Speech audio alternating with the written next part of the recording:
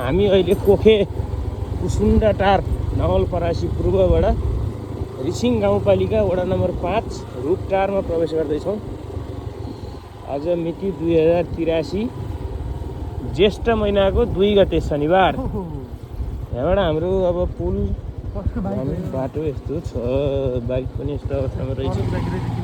हामी अब सरर नवलपरासी पूर्वबाट तनहुँ जिल्ला रिसिङ गाउँपालिका वार्ड नम्बर 5 मा प्रवेश गर्दैछौँ है।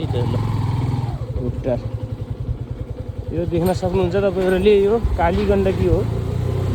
कालीको उसबाट हामी फलेर यसरी हामीले नवनिर्मित पुल पनि बन्दै रहेछ है यहाँ है। पक्की पुल पनि बन्दै रहेछ। त्यही हामीले यस्तो अवस्थामा छ, यो अवस्थामा छ। राइडर हुनुहुन्छ दिपक सर।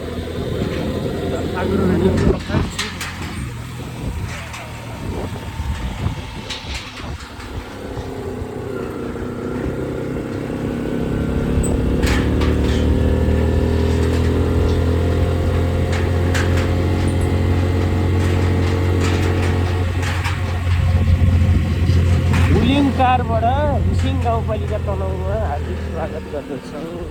ल धन्यवाद छ। के हो पशु कता हो?